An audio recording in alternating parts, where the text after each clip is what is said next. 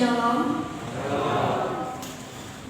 Saya ucapkan selamat datang untuk saudara kita yang pada pagi hari ini pertama kalinya mengikuti ibadah di gereja ini. Dan saya ucapkan selamat pagi untuk seluruh jemaat yang sudah datang di pagi ini. Untuk memulai ibadah pada pagi hari ini, mari kita pujikan Allahku yang setia.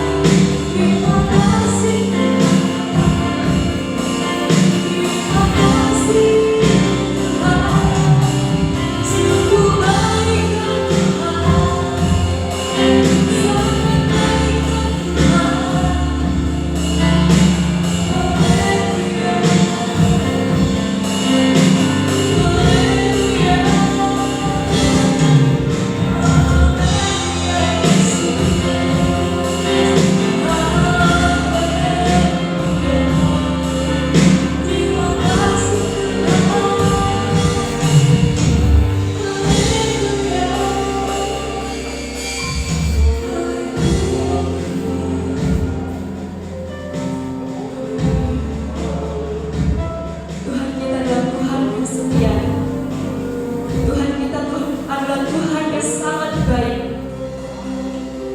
Dia tidak akan mengingkari setiap janji-janjinya. Dia pasti akan menuntun kita kepada rencana-rencananya yang terbaik. Dan tiba saatnya, mari kita sama-sama berjanji untuk selalu setia kepada Tuhan, untuk selalu mengasihi.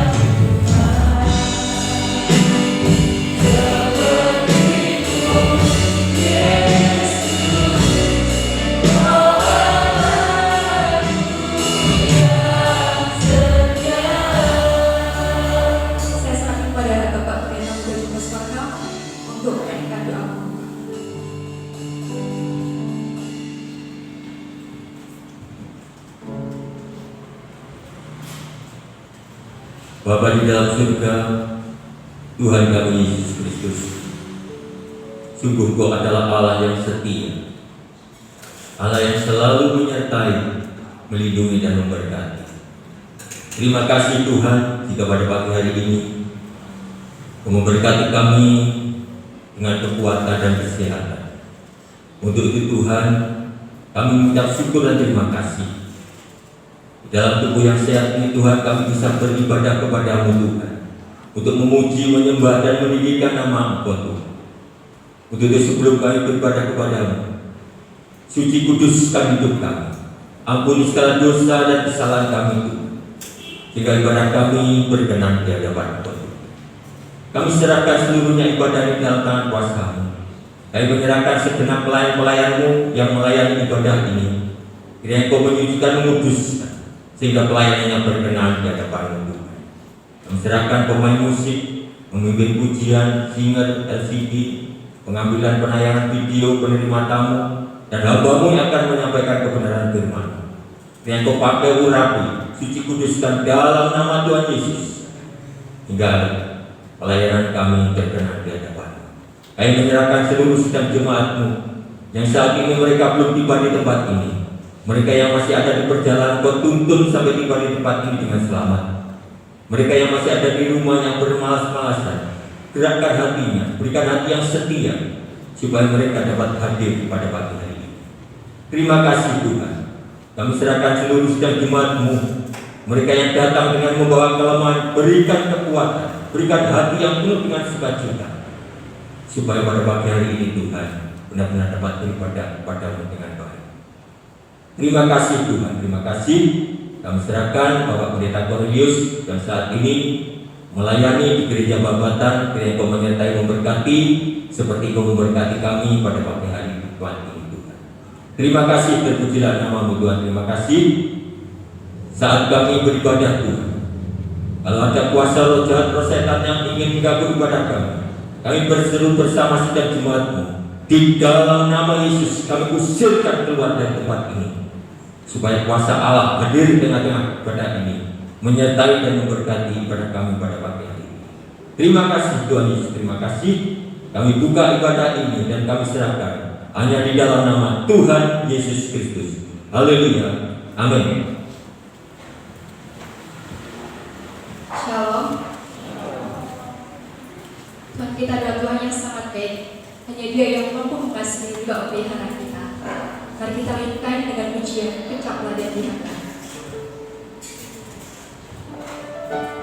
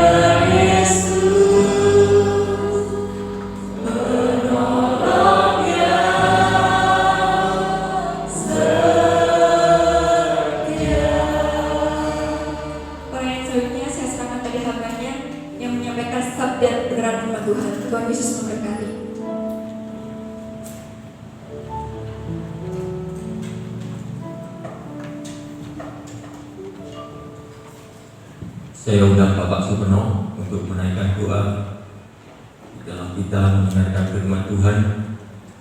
Agar firman Tuhan pada pagi hari ini benar-benar menjawab dari setiap kebutuhan kita untuk semakin hari semakin dekat kepada Tuhan.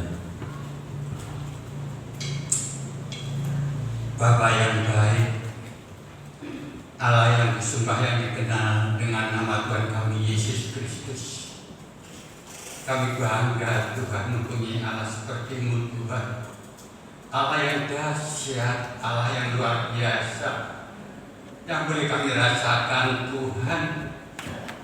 Engkau menuntun kami sepanjang hari, membimbing kami Tuhan, sehingga boleh kami rasakan Tuhan.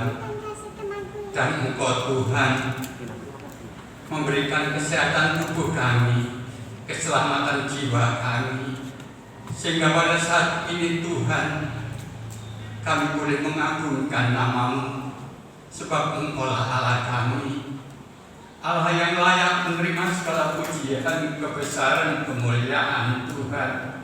Untuk itu Tuhan, kami bersyukur kalau pada pagi hari ini kami boleh bersama-sama sidang jemaat-Mu mengagungkan Engkau Tuhan, dan hadirat-Mu boleh kami rasakan dengan penuh sukacita, gairah Tuhan, mengagungkan nama-Mu Tuhan, dengan Tuhan Yesus yang kami rasakan pada pagi hari ini Tuhan. Terima kasih Tuhan, terima kasih. Sekarang kami akan menerima kebenaran firman-Mu Tuhan. Pakai hamba-Mu yang telah Tuhan percayakan, pakai lidah mulut hamba-Mu, hikmat-Mu Tuhan, supaya hamba-Mu bisa menunaikan tugas yang telah Tuhan percayakan, sehingga setiap firman kebenaran Tuhan menjadikan motivasi di dalam perjalanan hidup kami, sehingga Tuhan boleh kami rasakan lewat kebenaran firman-Mu Tuhan.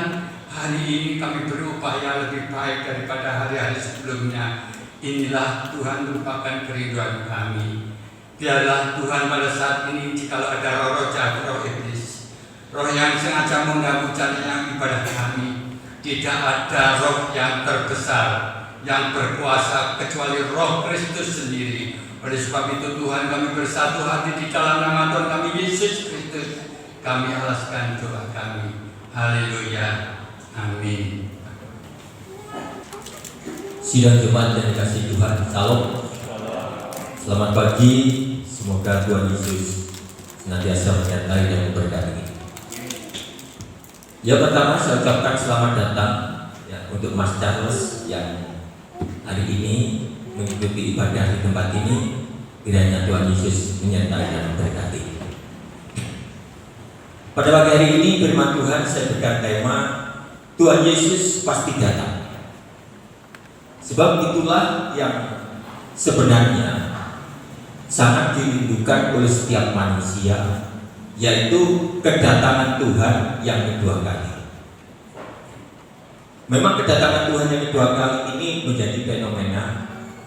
Ada yang merindukan, ada yang belum siap, dan bahkan ada yang takut menghadapi hari akhir, yaitu akhir zaman, atau lebih kerennya hari kiamat.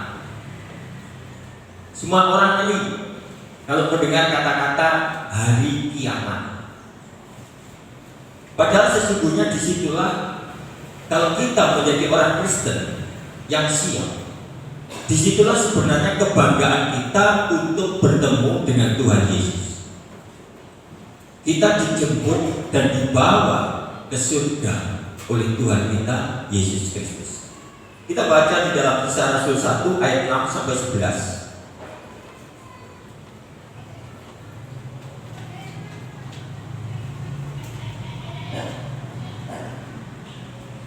Demikian firman Tuhan, Kisah Rasul 1 ayat 6 mulai. Maka bertanyalah mereka yang berkumpul di situ, Tuhan, maukah Engkau pada masa ini memulihkan kerajaan bagi Israel? Jawabnya, Engkau tidak perlu mengetahui masa dan waktu yang ditetapkan Bapa sendiri menurut kuasanya. tetapi kamu akan menerima kuasa kalau Roh Kudus turun ke atas kamu, dan kamu akan menjadi saksiku di Yerusalem dan di seluruh Yudea dan di Samaria dan sampai ke ujung bumi. Sesudah ia mengatakan demikian, terangkatlah ia, disaksikan oleh mereka, dan awan menutupnya dari pandangan mereka. Ketika mereka sedang menatap ke langit, waktu ia naik itu, tiba-tiba berdirilah dua orang yang berpakaian putih dekat mereka, dan berkata kepada mereka, "Hai orang-orang Galilea, mengapakah kamu berdiri melihat ke langit? Yesus ini yang terangkat ke surga meninggalkan kamu akan datang kembali dengan cara yang sama seperti kamu melihat dia naik ke surga." Amin. Ya. Jadi disinilah sebenarnya tugas Tuhan Yesus. Dia datang untuk menebus dosa. Dia datang untuk mengajarkan kebenaran lewat firman-Nya di dalam Injil. Setelah genap tugas yang dilakukan untuk menebus dosa, mati di kayu salib, bangkit pada hari yang ketiga, dan pada hari yang ke-40 dia naik ke surga. Jadi disinilah kebenaran yang hakiki. Jadi untuk itu zaman sekarang banyak di YouTube dan sebagainya yang menyerang keimanan Kristenan bahwa Yesus tidak mati, Yesus tidak disalib, dan Yesus tidak naik ke surga. Semuanya itu dibuat berita bohong di sana. Tetapi marilah kita sebagai sidang jemaat mempunyai keyakinan yang teguh bahwa Yesus datang ke dunia untuk mati, dan kepentingannya yaitu untuk menebus dosa manusia. Tetapi tidak mati selamanya, seperti firman Tuhan tadi, pada hari yang ketiga ia bangkit, dan pada hari yang ke-40 dia naik ke surga. Dan itu berita yang sangat valid dan tidak ada yang direkayasa.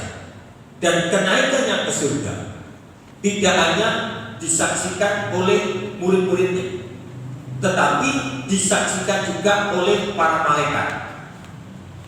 Jadi ini yang harus dipegang teguh oleh setiap orang Kristen, supaya tidak mudah terombang-ambing oleh berita-berita bohong di YouTube dan di mana-mana saja.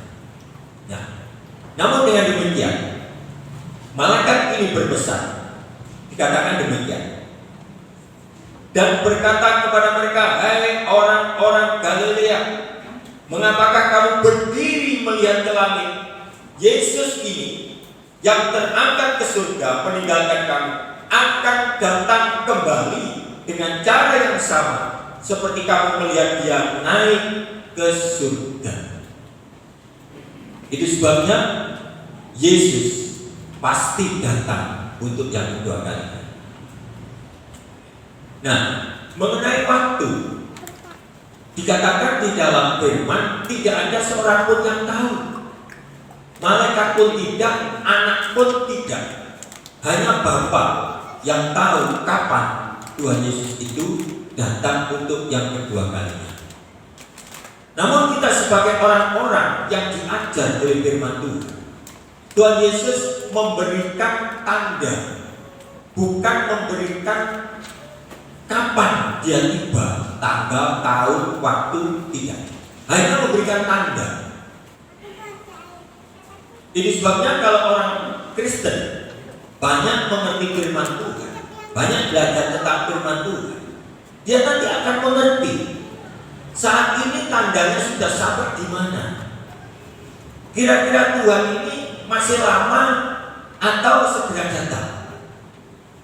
Sebab salah satu tanda adalah bangsa perang melawan bangsa. Bencana alam ada di mana-mana. Sakit yang tidak ada obatnya selalu ada. Orang tua bertengkar dengan anak, anak melawan orang tua selalu ada. Dan banyak orang-orang yang percaya kepada Tuhan menjadi murtad.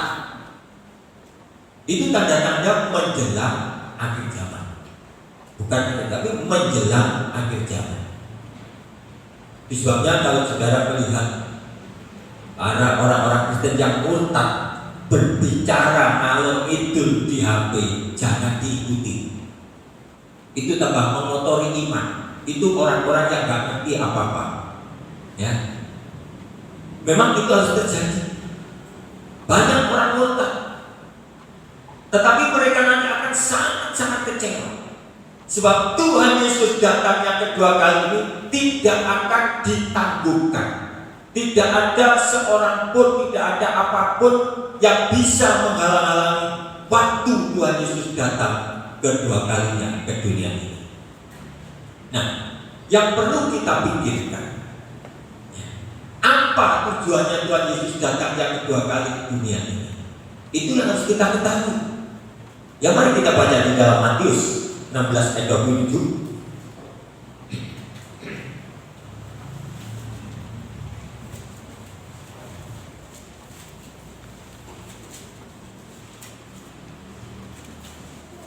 Matius 16.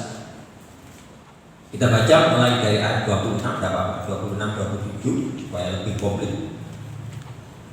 Demikian firman Tuhan Matius 16 ayat 26. Apa gunanya seorang memperoleh seluruh dunia tetapi kehilangan nyawanya? Dan apakah yang dapat diberikannya sebagai ganti nyawanya? Sebab Anak Manusia akan datang dalam kemuliaan Bapanya diiringi malaikat-malaikat. Pada waktu itu Ia akan membalas setiap orang menurut perbuatannya. Jadi jelas tujuannya Tuhan Yesus datang yang kedua kali di antaranya adalah membalas setiap orang menurut perbuatannya. Dan itu sebabnya saat ini kita harus sering bertanya pada diri sendiri, kira-kira perbuatanku ini sudah sesuai dengan kehendaknya Tuhan Yesus atau belum? Nah, bagaimana cara menyesuaikan apakah perbuatanku ini sudah sesuai dengan kehendak Tuhan? Alat untuk menyesuaikan adalah firman. Apakah hidup ini sudah sesuai dengan kebenaran firman atau masih belum? Sebab manusia di dunia ini sebagian besar yang dicari adalah kenikmatan dunia, adalah kepuasan dunia, adalah bagaimana dia menjadi jaya di dunia ini. Itulah sebagian besar yang dicari oleh orang-orang. Apakah itu orang Kristen atau bukan orang Kristen, itulah kenyataannya yang dikejar. Itu sebabnya di dalam ayat 26 tadi dikatakan, apa gunanya seorang memperoleh seluruh dunia? Seluruh dunia, tidak main-main. Apa yang diinginkan di dunia ini? Seluruhnya dia miliki. Tetapi dikatakan kehilangan nyawa. Kehilangan nyawa ini kehilangan keselamatan kekal, kehilangan hak untuk masuk ke dalam kerajaan surga.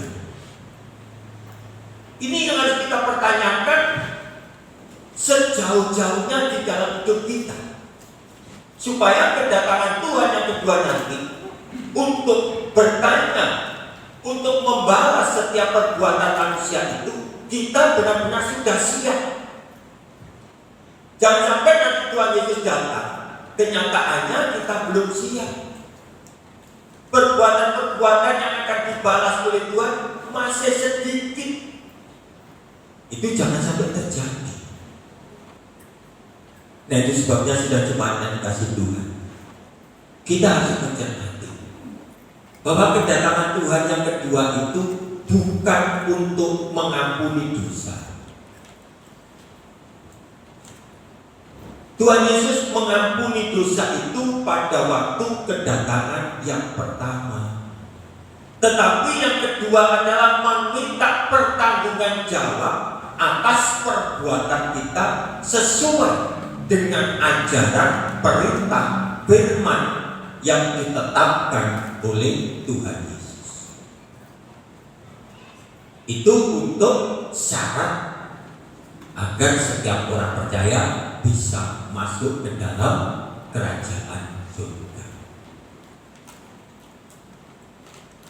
Nah, di dalam pengadilan yang hakimnya adalah Tuhan Yesus sendiri, tidak ada orang yang bisa menolak, tidak ada orang yang bisa menutup-nutupi. Sebab ketika nanti kitab kehidupan itu dibuka, semua rapotnya manusia itu sudah tercatat di situ dan tidak bisa diubah atau diganti atau ditambah-tambah. Itu sebabnya mari sidang jemaat dan kasih Tuhan, kita semakin keras mencari Tuhan, kita semakin berani untuk hidup di dalam kebenaran firman Tuhan, agar kapan saja Tuhan Yesus datang yang kedua kalinya, kita sudah siap. Sidang jemaat dan kasih Tuhan, Tuhan tadi mengatakan Ia akan membalas setiap orang menurut perbuatannya.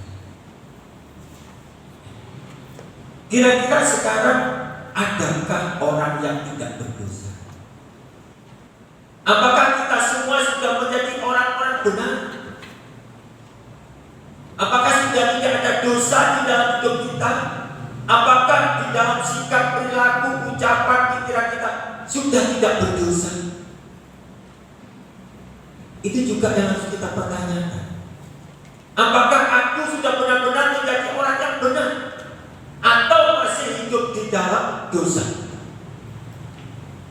Nah, bagaimana seandainya kita masih hidup di dalam dosa?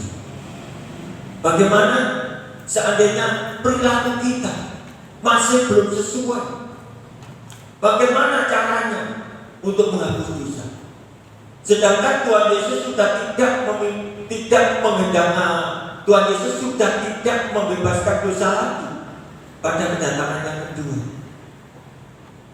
Nah, di sini Tuhan memberikan pengajaran bagaimana caranya untuk menghapus dosa. Sebab Tuhan sudah tidak menghapus dosa lagi. Ya, kita baca Lukas 7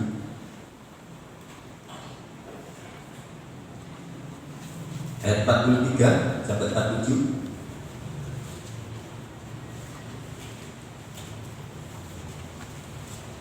Atau diawali dulu dari 36 sampai 37 supaya jelas. Nanti disambung 43 47. Lukas pasal 7 ayat 36 sampai 37 mulai dulu. Seorang Farisi mengundang Yesus untuk datang makan di rumahnya. Yesus datang ke rumah orang Farisi itu lalu duduk makan. Di kota itu ada seorang perempuan yang terkenal, bukan hanya sekedar tahu, tapi yang terkenal sebagai seorang berdosa. Ketika perempuan itu mendengar bahwa Yesus sedang makan di rumah orang Farisi itu, datanglah ia membawa sebuah buli-buli kuala berisi minyak wangi. Langsung 43. Jawab Simon, aku kira dia yang paling banyak dihapuskan hutangnya. Kata Yesus kepadanya, betul pendapatmu itu. Dan sambil berpaling kepada perempuan itu, ia berkata kepada Simon, engkau lihat perempuan ini, aku masuk ke rumahmu, namun engkau tidak memberikan aku air untuk membasuh kakiku, tetapi dia membasahi kakiku dengan air mata dan menyekanya dengan rambutnya. Engkau tidak mencium aku, tetapi sejak aku masuk, ia tiada henti-hentinya mencium kakiku. Engkau tidak meminyaki kepalaku dengan minyak, tetapi dia meminyaki kakiku dengan minyak wangi. Sebab itu aku berkata kepadamu, dosanya yang banyak itu telah diampuni, sebab ia telah banyak berbuat kasih. Tetapi orang yang sedikit diampuni, sedikit juga berbuat kasih.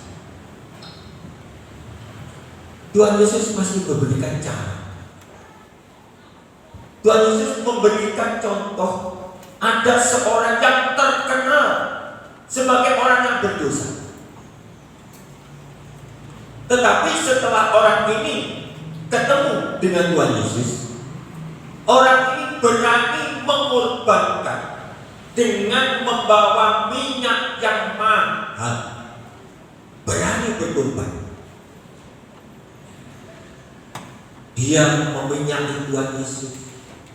Dia menangis di kaki Yesus. Dikatakan tadi tidak henti-hentinya menangis di bawah kaki Yesus. Itu menandakan satu pertobatan yang sungguh-sungguh. Tidak henti-hentinya menangis di bawah kaki Yesus. Pertobatan yang sungguh-sungguh dilakukan. Pertama, dia berani berkorban, berani memberikan apa yang ada di dalam hidupnya seluruhnya untuk Yesus. Nah, ini yang harus kita lakukan. Jadi sekarang kita untuk menanti kedatangan Tuhan Yesus, berani nggak kita memberikan seluruh hidup kita untuk Yesus? Berani nggak kita untuk melakukan pertobatan yang serius, yang sungguh-sungguh, menangis di bawah kaki Yesus, tiada henti-hentinya? Itu yang harus kita lakukan. Sebab dengan demikian Tuhan Yesus mengatakan, orang yang banyak diampuni, orang itu banyak memberi kasih. Dan orang yang sedikit diampuni, sedikit juga orang memberikan kasih. Jadi inti yang bisa menghapus dosa untuk zaman sekarang ini adalah berbuat kasih. Saya dan saudara tidak mungkin ketemu Tuhan Yesus, tidak mungkin. Tetapi bagaimana kita untuk menunjukkan rasa kasih kita kepada Tuhan Yesus? Kita bisa mengasihi sesama. Mengasihi sesama bukan berarti sesama Kristen tidak. Siapapun yang dipandang sebagai manusia, itulah kita kasihi, kita hormati, kita hargai. Jadi di saat kita melihat orang yang perlu untuk dikasihi, yang perlu untuk ditolong, yang perlu untuk dibantu, itu wajib kita bantu dan kita kasih. Itulah nantinya dapat menghapus dosa. Jadi jangan hanya mencari untuk kepenuhan seluruh dunia tadi, tetapi berikan untuk dunia. Jangan ingin memiliki dunia, tapi berikan apa yang ada di dalam hidup ini untuk dunia, untuk sesama, di dalam kasih. Dan perempuan yang terkenal orang berdosa ini mendapat belas kasih pengampunan dari Tuhan Yesus Kristus. Mungkin kita memandang perempuan ini perempuan yang tidak baik, perempuan yang terkenal berdosa, sedangkan aku bukan. Tidak. Kita tidak luput dari yang namanya kesalahan. Tidak ada manusia yang tidak pernah bersalah. Tidak ada manusia yang tidak pernah keliru. Dan itu semua menghasilkan dosa. Nah, sebab itu kita harus mengikuti cara-cara yang diajarkan oleh Tuhan Yesus. Hidup di dalam kasih. Memang hidup di dalam kasih ini sulit, sangat-sangat sulit. Contoh keteladanannya Tuhan Yesus itulah yang namanya kasih.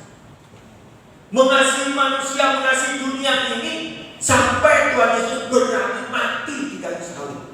Itulah bentuk kasih. Tidak tahu manusia seberapa nilainya kasih. Berani tidak meneladani Tuhan Yesus? Atau hidup egois, yang penting aku aman, Yang penting aku tidak kekurangan. Yang penting aku ada. Gak melihat orang sekitar kita. Kalau kita berpikiran seperti itu, maka dosa-dosa yang tertimbun tertumpuk di dalam hidup ini tidak akan terampuni. Dan inilah cara yang diberikan Tuhan. Hidup di dalam kasih ternyata mengampuni banyak dosa. Sebab itu aku berkata kepada dosanya yang banyak itu, jelas dosanya yang banyak itu telah diampuni, sebab ia telah banyak berbuat kasih. Ini cara yang paling tepat, udah. Gak ada cara lain. Mungkin kita tidak bisa menghitung dosa di dalam tubuh kita. Anggap aja dosa itu banyak. Dan kalau dosa itu banyak, aku harus banyak berbuat kasih. Itu satu cara yang paling tepat, supaya kedatangan Tuhan Yesus yang kedua kali nanti benar-benar dapat dipertanggungjawabkan. Ya. Jadi Tuhan memberikan satu peringatan di dalam pengajarannya agar umatnya benar-benar nanti memperoleh upah yang akan dibawa masuk ke dalam kerajaan surga. Wahyu 22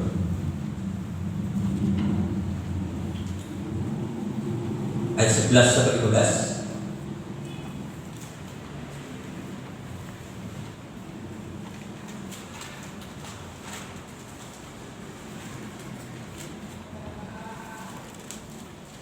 Wahyu 22 ayat 11 mulai.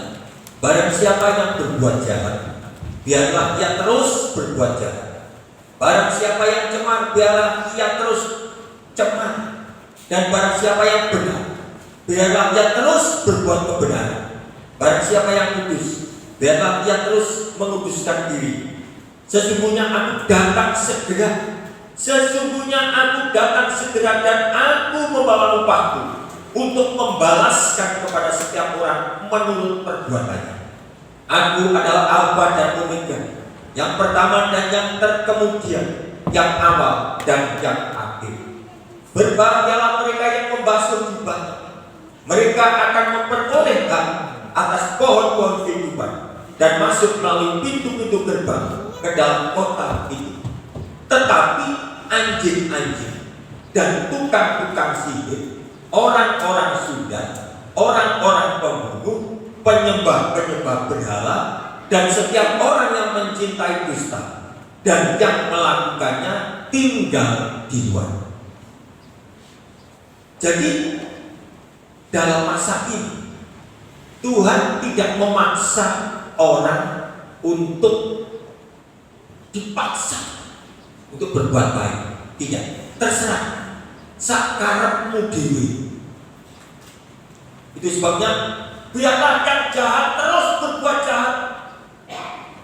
Biarlah yang hidup di dalam kecemaran terus berbuat kecemaran. Dibiarkan oleh Tuhan.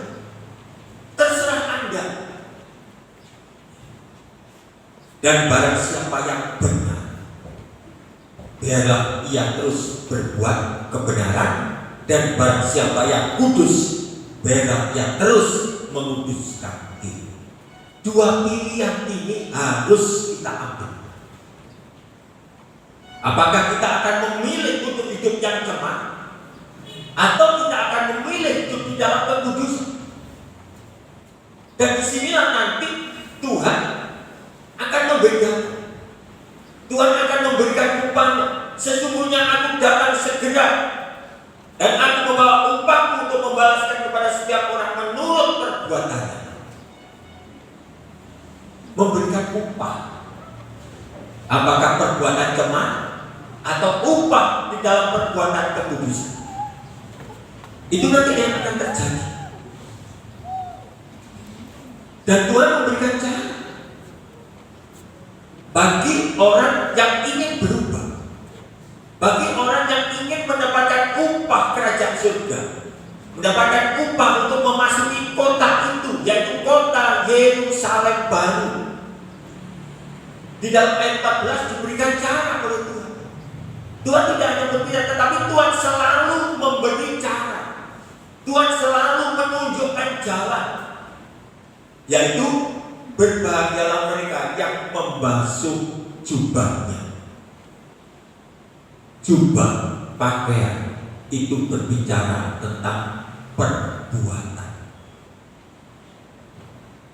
Dan kalau orang selalu ingin membasuh perbuatan, di dalam Injil Yohanes 15 ayat 3, 2, 3, 4 mengatakan, kamu memang sudah bersih dan dibersihkan oleh firman. Dan cara untuk membasuh jubah adalah membasuh perbuatan lewat kebenaran firman. Tuhan selalu memberi cara. Inilah cara untuk mendapatkan upah memasuki kota Yerusalem baru. Nah sekarang seberapa keberanian kita, seberapa niat kita untuk membasuh jubah-jubah kita, untuk membasuh perbuatan-perbuatan kita dengan firman. Di situ kita harus mempunyai satu keberanian. Di situ kita harus mempunyai niat yang kuat. Tidak hanya sekedar, tetapi disertai dengan niat yang kuat, supaya di dalam kita membasuh perbuatan yang kotor itu benar-benar bisa menjadi perbuatan yang sama seperti firman. Sebab di dalam Roma 8 ayat 29 itu dikatakan, engkau dipanggil untuk dijadikan sama seperti gambar. Jadi sampai seberapa kita membasuh jubah? Sampai sama seperti gambar Allah. Sama. Itulah nanti orang yang akan masuk ke Yerusalem baru. Tetapi kadang-kadang anjing-anjing, tukang-tukang sihir, orang-orang sudah, orang-orang pembunuh, penyembah-penyembah berhala, setiap orang yang mencintai dusta dan melakukannya tinggal di luar, tidak akan masuk kota Yerusalem baru. Anjing-anjing ini adalah hidup di dalam kenajisan. Apakah masih ada orang yang hidup dalam kenajisan? Apakah masih ada orang yang menjadi tukang sihir, orang Sunda, pembunuh, penyembah berhala, dusta? Oke. Mungkin sudah tidak ada anjing-anjing, sudah tidak ada tukang sihir, sudah tidak ada orang-orang Sunda, sudah tidak ada orang-orang pembunuh, sudah tidak ada orang-orang yang mencintai dusta. Tetapi apakah ada orang-orang yang menyembah berhala? Ada tidak orang-orang Kristen sekarang yang masih menyembah berhala? Ayo kita lihat di dalam firman Tuhan, Kolose 3 ayat 5.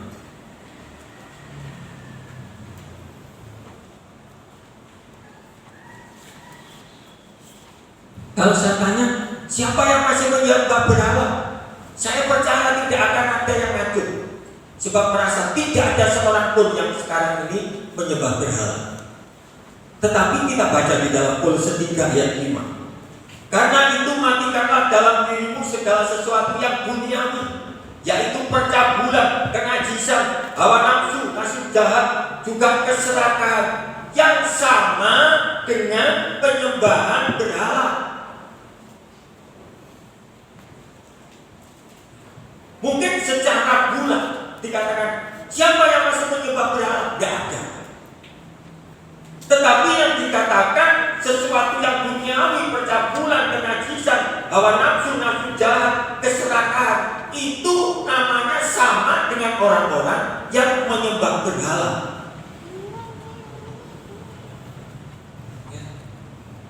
Dan orang-orang yang menyembah berhala itu menjadi musuhnya Tuhan. Ayo sekarang kita koreksi di dalam hati kita. Mungkin aku nggak menyembah berhala. Tetapi apa isi berhala itu? Ya, Kolose 3 ayat 5 ini. Di saat kita masih mementingkan duniawi, itu kita berarti masih menyembah berhala. Di saat kita masih menjadi orang yang serakah, itu nilainya sama dengan menyembah berhala. Mari pada pagi hari ini kita basuh jubah kita, kita cuci perbuatan kita dengan firman Tuhan, agar semuanya itu menjadi bersih seperti yang dikehendaki oleh Tuhan, supaya pada kedatangan Tuhan Yesus yang kedua dan kali nanti benar-benar menjadi kedatangan yang sangat membahagiakan. Ayat yang terakhir, pas selesai. Tuhan akan membelah satu pemisahan. Matius 25.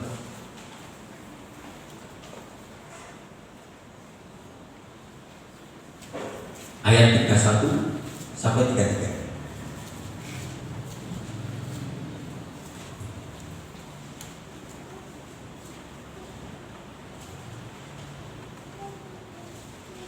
Matius 25 ayat 31. Apabila anak manusia datang dalam kemuliaannya, yaitu datang yang kedua, dan semua malaikat bersama-sama dengan dia, maka ia akan bersemayam di atas tahta kemuliaannya. Lalu semua bangsa akan dikumpulkan di hadapannya, dan ia akan memisahkan mereka seorang daripada seorang, sama seperti gembala memisahkan domba dari kambing. Dan ia akan menempatkan domba-domba di sebelah kanannya dan kambing-kambing di sebelah kirinya. Nah, kejelasannya sifat domba 34 sampai 40 kita baca dulu, nanti saya jelaskan. Ini sifat domba. Dan raja itu akan berkata kepada mereka yang di sebelah kanannya, yaitu domba, "Mari, hei kamu yang diberkati oleh Bapa, terimalah kerajaan yang telah disediakan bagimu sejak dunia disediakan. Sebab ketika aku lapar, kamu memberi aku makan. Ketika aku haus, kamu memberi aku minum. Ketika aku seorang asing, kamu memberi aku tumpangan. Ketika aku telanjang, kamu memberi aku pakaian. Ketika aku sakit, kamu melawat aku. Ketika aku di dalam penjara, kamu mengunjungi aku." Maka orang-orang benar itu akan menjawab dia, katanya, "Tuhan, bila mana kami melihat Engkau lapar dan kami memberi Engkau makan, atau haus dan kami memberi Engkau minum? Bila mana kami melihat Engkau sebagai orang asing dan kami memberi Engkau tumpangan atau telanjang dan kami memberi Engkau pakaian? Bila kami melihat Engkau sakit atau dalam penjara dan kami mengunjungi Engkau?" Dan raja itu akan menjawabnya, "Aku berkata kepadamu, sesungguhnya segala sesuatu yang kamu lakukan untuk salah seorang dari saudara yang paling hina ini, kamu telah melakukannya untuk aku." Terus saja sudah selesai. Dan ia akan berkata juga kepada yang di sebelah kirinya, yaitu kambing, "Enyahlah daripadaku, hai kamu orang-orang terkutuk, nyala ke dalam api yang kekal yang telah disediakan untuk iblis dan malaikat-malaikatnya. Sebab ketika aku lapar, kamu tidak memberi aku makan, minum, dan seterusnya tadi." Yang inilah rumus yang diberikan oleh Tuhan Yesus untuk menghapus dosa tadi. Berbuat untuk orang yang paling hina, berbuat untuk orang yang paling kecil. Di saat kita melihat orang yang tersisih, orang yang terpinggir, orang yang tidak dipandang oleh orang lain, tetapi kita mau berbuat, mungkin mereka membutuhkan minum, mungkin mereka membutuhkan makan, mungkin mereka membutuhkan pakaian, membutuhkan tempat, membutuhkan perhatian, dan sebagainya dan sebagainya. Di saat kita berbuat untuk itu, maka kita akan menjadi domba. Dan domba akan masuk dalam kerajaan surga. Itulah yang saya katakan berbuat kasih tadi. Jadi jangan hidup untuk dirinya sendiri, tetapi marilah apa yang ada di dalam hidup ini kita berikan kepada orang lain. Kita pakai untuk memberkati orang lain.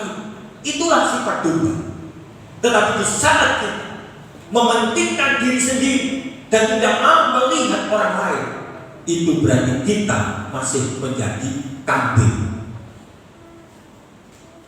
Ingat, Yesus datang yang kedua nanti akan membuat satu pemisahan antara domba dan kambing.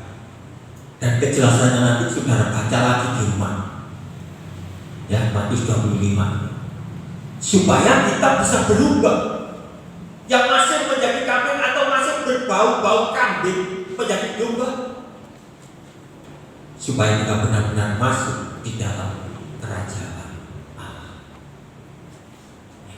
Jadi kedatangan Tuhan yang kedua kali itu jelas, yaitu untuk mempertanggungjawabkan apa yang diperbuat oleh umatnya, mengadili umat. Nah, itulah sebabnya pada pagi hari ini ayo kita mengadakan satu perubahan. Seperti perempuan yang terkenal berdosa, berani mengorbankan harta yang mahal, berani bertobat dengan sungguh-sungguh kepada Tuhan Yesus, sehingga Tuhan Yesus mengatakan dosanya yang besar itu, dosanya yang banyak itu telah diampuni.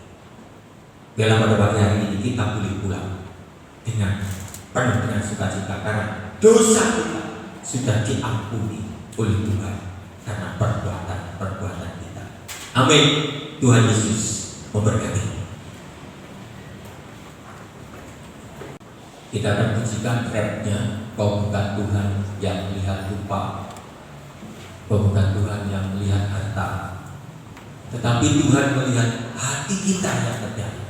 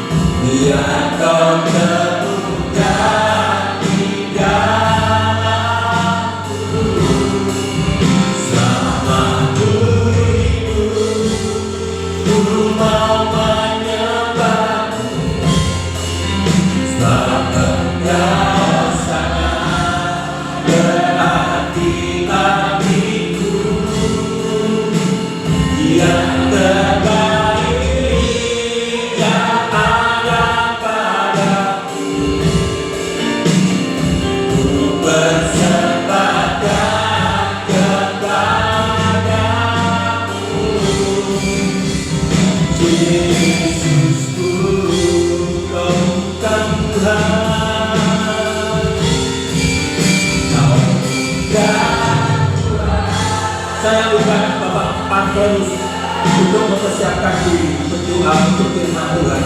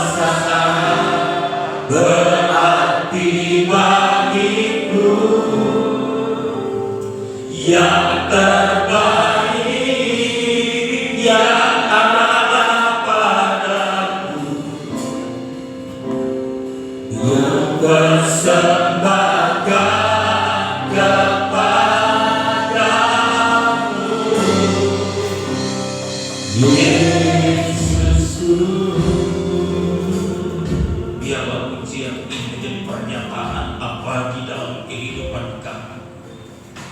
Kami hadir dan mempersembahkan yang terbaik, bukan harta kekayaan, tetapi hidup kami yang terbaik, roh, jiwa, dan tubuh kami.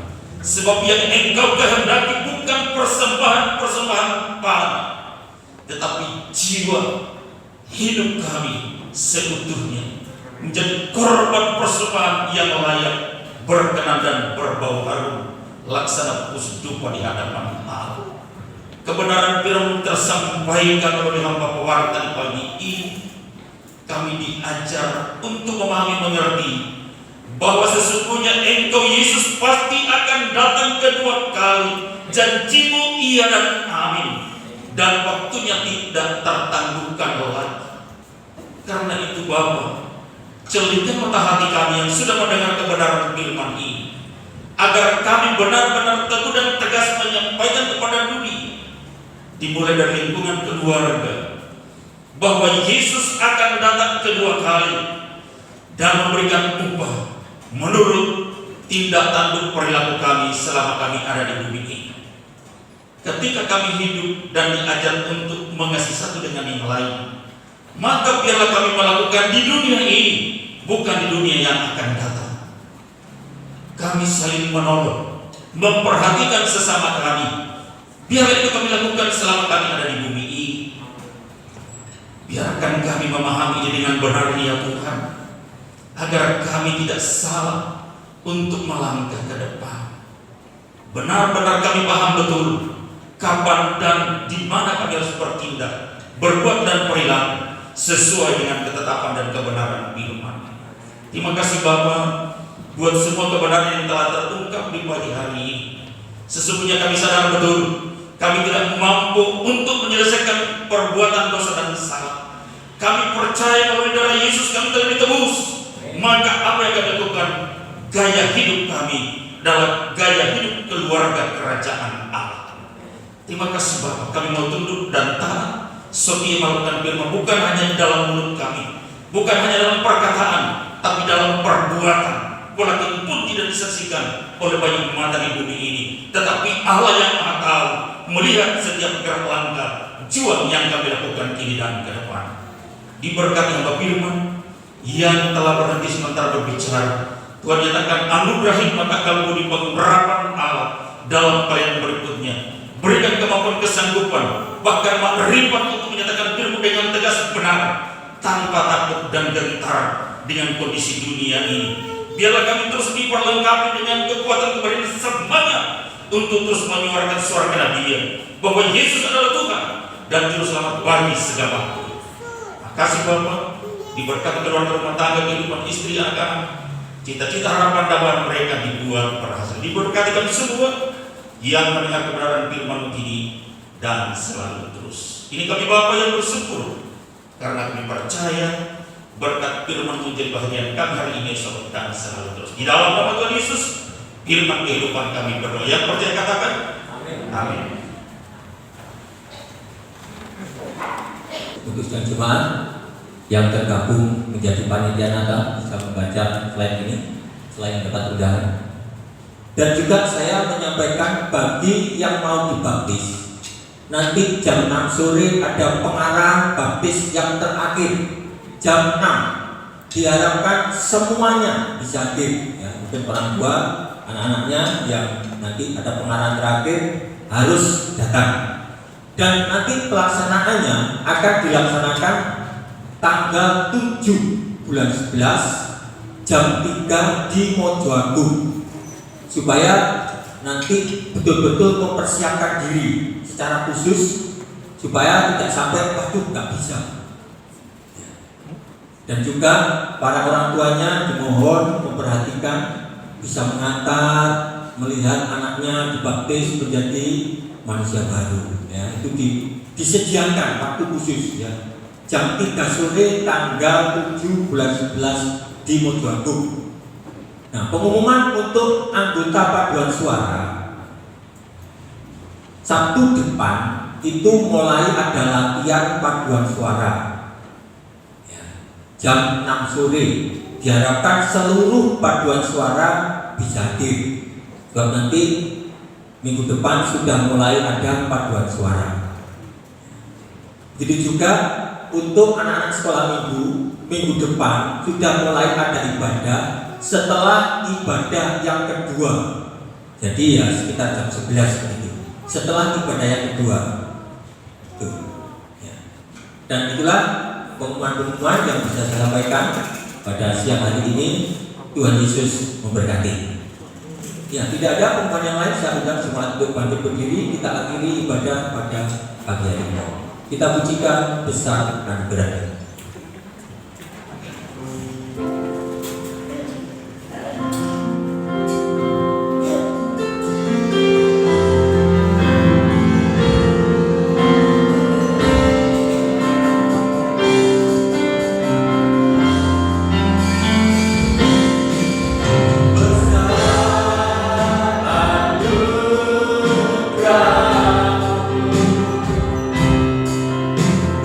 Beri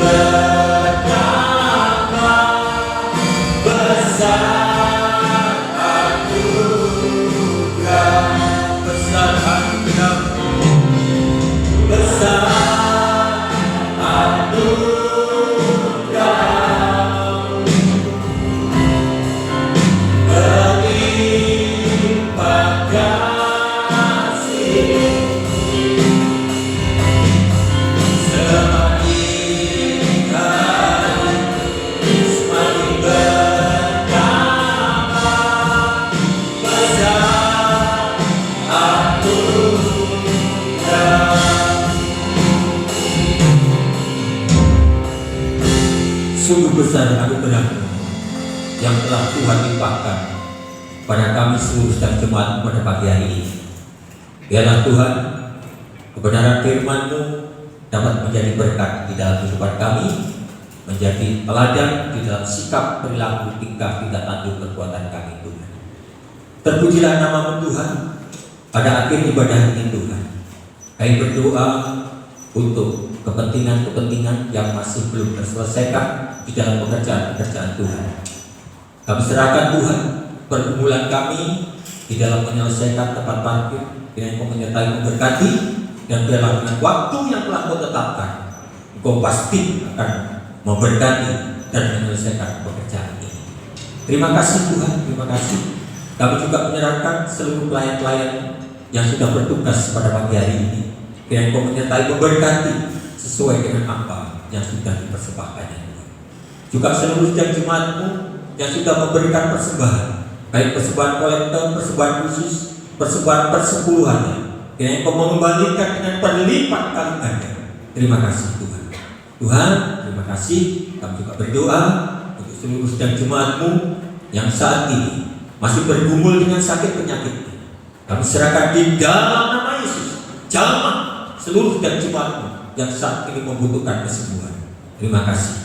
Yang susah berikan penghiburan, yang sedang menghadapi percobaan Kau berikan jalan keluar, yang kekurangan membutuhkan pekerjaan Kau sertai dan berkati Tuhan, sehingga seluruh jemaat mendapatkan pertolongan daripada-Mu. Serahkan jemaat-jemaat yang sudah lanjut usia, diserahkan Ibu Gembala Sakarias, kami serahkan Bapak Ibu Soleman, kami serahkan Bapak Ibu Yakub, kami serahkan Ibu Aminah, kami serahkan Bapak Ibu Sutrisno, kami serahkan Bapak Ibu Superno, kami serahkan yang lain-lainnya yang tidak kami sebutkan namanya. Kiranya jamah di dalam nama Yesus berikan kekuatan kesehatan senantiasa, supaya tetap bisa melaksanakan ibadahnya bersama-sama dengan kami. Terima kasih, terpujilah nama Tuhan, terima kasih.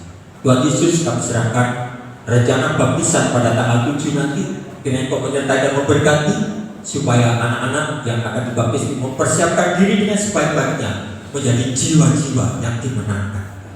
Terima kasih, terpujilah nama-Mu. Kami serahkan Bapak Pendeta Cornelius yang akan melaksanakan dan juga menyertai memberkati, berikan kekuatan kesehatan Tuhan. Terima kasih Tuhan. Saat ini kami serahkan Bapak Cornelius yang melayani di Babatan, juga menyertai memberkati, supaya mereka bisa pulang tiba di tempat ini dengan selamat. Tuhan, terima kasih. Kami serahkan Tuhan ibadah ini dalam tangan kuasa. Biarlah Tuhan, apa yang telah dilakukan oleh setiap jemaat-Mu dapat menjadi berkat di dalam sikap dan tindakan Tuhan. Terima kasih, terpujilah nama-Mu Tuhan. Terima kasih. Kami serahkan Tuhan bangsa dan negara ini yang sampai saat ini masih menyelesaikan kasus COVID-19 ini, yang saat ini sudah mulai menurun, dengan menyertai memberkati, supaya kasus COVID-19 ini benar-benar dapat terselesaikan dengan baik. Terima kasih. Kami serahkan kota Mojokerto, Kabupaten Mojokerto, menyertai memberkati, memakai para pemimpin-pemimpin menjadi pemimpin yang arif dan bijaksana, sehingga dapat menciptakan kota menjadi kota yang sejahtera, kota yang aman, dan kota yang tenang. Terima kasih Tuhan Yesus, terima kasih. Kami serahkan seluruh jemaat-Mu dalam tangan kuasa-Mu. Engkau menyertai dan memberkati. Sekarang sidang jemaat yang dikasihi Tuhan, pulanglah dan terimalah berkat yang daripada Allah, cinta kasih daripada Tuhan Yesus Kristus yang dimeteraikan lewat kuasa Roh Kudus akan menyertai, memberkati, melindungi mulai hari ini sampai Tuhan Yesus datang yang kedua kalinya. Di dalam nama Tuhan Yesus Kristus kami berdoa dan bersyukur. Yang percaya, mari bersama-sama kita katakan amin.